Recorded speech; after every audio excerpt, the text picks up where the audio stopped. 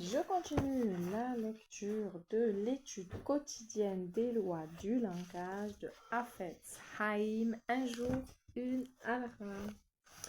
23 Tammuz. En écoutant du Lachon Hara, outre qu'on transgresse une interdiction, on offre un auditoire à celui qui parle et on se fait complice de son péché. Si on est seul à écouter le Lachon Hara, l'interdiction de mettre une embûche devant l'aveugle s'applique également, car l'interdiction de faire une faute à un autre juif est incluse dans ce verset, dans Vaïkra chapitre 19, verset 14. Nous verrons que parfois, ce n'est pas à cause de l'interdiction de base qu'il est interdit d'écouter du Lachon Hara, mais à cause de l'interdiction de faire une faute à un autre juif.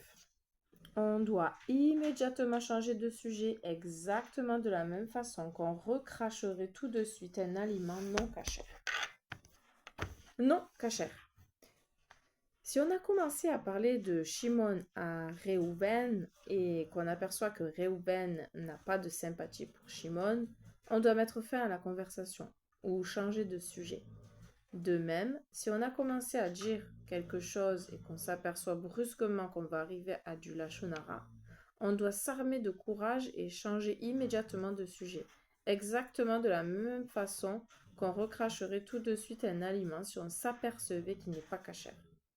Si on se sent gêné, on doit se souvenir que nos sages disent « Mieux vaut être considéré comme un fou toute sa vie que d'être considéré un seul instant comme un impie aux yeux de Dieu. » C'est dans Mishnah Eduyot 5, 6. Comme on l'a déjà vu, l'interdiction de parler d'une personne avec un antagoniste ne s'applique que si on ne se sent pas capable de faire la paix entre eux. Mais il existe une possibilité de jouer le rôle de médiateur.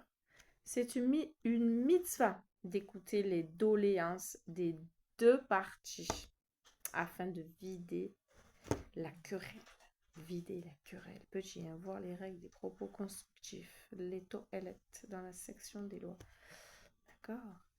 Que Dieu nous vienne en aide. Amen. À demain.